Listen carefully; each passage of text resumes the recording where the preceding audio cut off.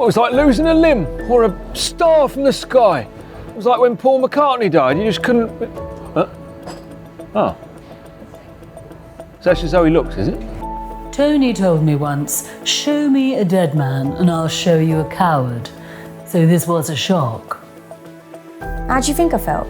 I'd let him slip through my fingers like sand or couscous. There's some people you can't believe are really gone, you know? Like Bob Dylan.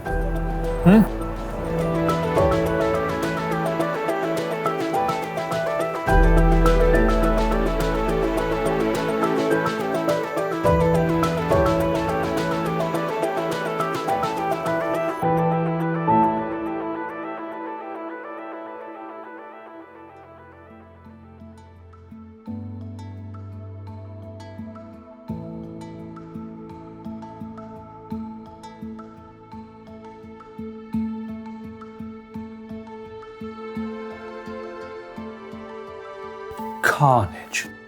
It was like when Jesus died. I mean, I wasn't there, but I've heard that was a big deal.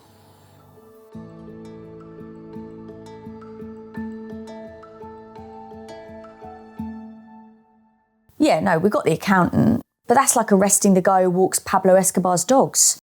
You sort of want Pablo Escobar. How would I sum up Tony Milch? Well, you'll have to buy the book. No, but seriously, it is my main source of income. Tony Milch was lots of things, but no one would have called him a hero. After the fire, though, #hero, I read on Twitter that the Pope was talking about making him a saint. He wasn't even Catholic. Tony, I mean, you know, the Pope does not shut up about it. There are only a few people who would leap into a burning building to rescue a gaggle of orphans. I mean, not even Mother Teresa would have had the upper body strength. We couldn't work it out.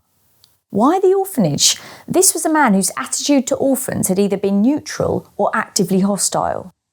Well, now, the building itself was lovely. It was very clean, very new, very, I don't know, minimalist, I guess you'd say. You know, it was uncluttered with furniture, window panes, or what do you call it? The plumbing. Near to where Mr. Milch's teeth were found, there was a metal trapdoor leading down to a concrete tunnel with train tracks effectively running off into the dark. But I've not been in an orphanage before. I mean, maybe they're all like that. No, it wasn't too cold.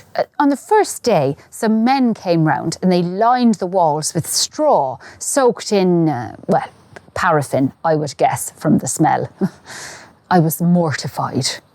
You see, there was no water, so I couldn't offer them any tea. The children seemed quite disorientated, which is only natural, poor things. Some of the things they were coming out with, a lot of them were asking how they got there, wondering when their parents would be picking them up. It was very sad. My boss just kept going, Peter, we haven't got time to analyse teeth. We know whose teeth they are. There was that note. These are Tony Milch's teeth. I don't know, though. Something felt off, so I stayed back and ran a few tests. There's no certainty in our field, I have to say that, and it is possible that Mr. Milch had some chimpanzee DNA. But 100% chimp? I don't know. Suddenly, everyone was all over him like a swarm of locusts. You had lazy hacks trying to pick up a few crumbs, documentary makers. I'd had this pain in my jaw for like 8 years. And I remember I was watching the news footage and it was gone. No, I wouldn't say I fed anyone false information. All of a sudden, I could smell things again. Like strawberries. I'd missed those juicy bastards. All right, strictly speaking, he didn't have magnetic hands, but okay, do you know what? This is enough, actually. No, to be honest, it nearly broke me. You know, we'd been so close, and I wasn't sleeping. I was openly weeping in little. You've trapped me. You've actually trapped me. This is entrapment. I've been kettled. Running around the park, holding wet leaves to my face. laughing, grabbing babies out of prams and just sniffing them. My wife suggested a holiday. Greece. Skiathos. Gorgeous place. I said, yeah, take my mind off things. Get the tankini out. No, I'm not named in the will explicitly, but there's more to a will than just words, you know, what it says. There's also what it doesn't say. I was flattered to discover Mr. Milch had named me the executor of his estate and the man responsible for all of his financial affairs. Prison came as something of a shock. It was good to get away. You know, bit of distance. But I've been looking at it diagonally, upside down, through a microscope, through a telescope, through a stethoscope. It was a big mistake. It was while I was in prison that I realised what sort of man Tony had been. Everything he'd done, everything he got away with. Not because he was a good or clever man, but because he was a god. I had been serving a deity in human form. So obviously tax laws didn't apply to him. I've lost a lot of time. But I've got a lot of time left. And I'm just so grateful. I mean, I've got a house, I've got a girlfriend, and I make pots now. Well, come in. It's cloudy. So you got enough room? Just pop in and I'll show you the shrine. Just through here, mind how you go. Been working on this for some time, actually. He is not dead. I wouldn't be giving this interview if he hadn't given me permission. In a vision. And one day, he will return. And he will feast. Tony was never one of those sons who said, I love you, but he was always there in the subtext. And that's where I am, in the subtext. Sam and I were walking hand in hand down the beach. The sun was beginning to set over the sea. I looked up and there, framed against the sunset, was a figure looking out over the water. Something about the way he was standing felt familiar.